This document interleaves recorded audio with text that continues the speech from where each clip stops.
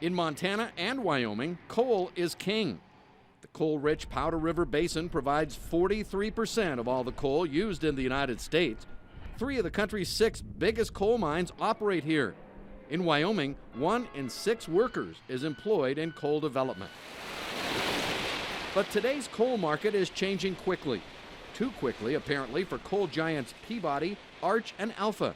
The stock prices, Peabody, Arch, and Alpha in particular, have collapsed. Peabody, which was trading in the 50s just a few years back, is now trading at 4 and 5. Arch, which was trading in the low 40s, maybe even a little higher at its peak, is now hovering around $1 a share. They need to begin to acknowledge the fact that there are too many coal companies chasing too few customers. Economist Tom Sanzillo has been researching the nation's coal industry for the past 8 years.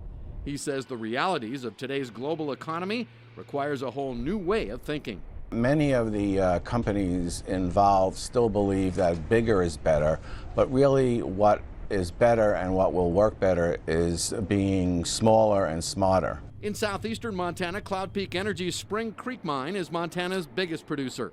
Manager Dave Schwend says Cloud Peak's future is secure. We have good reserves, we have good customers, and even if the price goes down a little bit more or export is not able to be developed, we will still be mining coal here, and the need is still out there. Cloud Peak has been called the black sheep of the Powder River Basin because it's the lone company still in the black.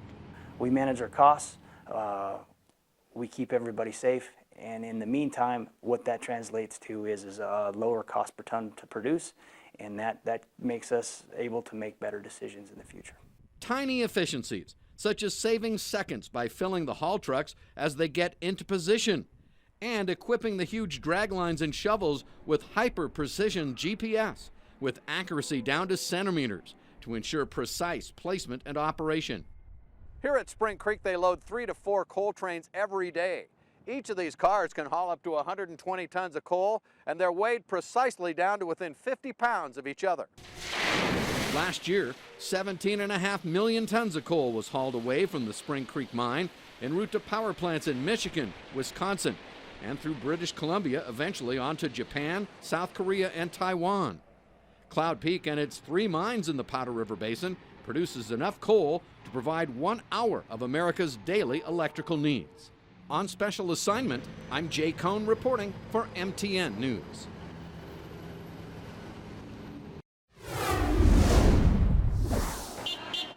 This was the scene in Billings 2 years ago November, as protesters rally against proposed coal export terminals on the West Coast. A scene repeated across the Northwest all the way to Seattle and Portland. For cities and citizens along the route, it means dealing with more coal trains day in and day out.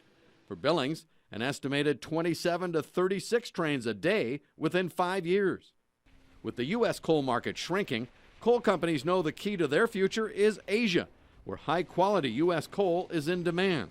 The problem is getting it there. There's certainly lots of challenges that face coal. In terms of looking, though, at opportunities, we see the export markets as significant opportunities for growth for Cloud Peak Energy. Of 6 proposed coal terminals in Washington and Oregon, only 3 are still alive. In Oregon, permits have been denied, but that decision is under appeal.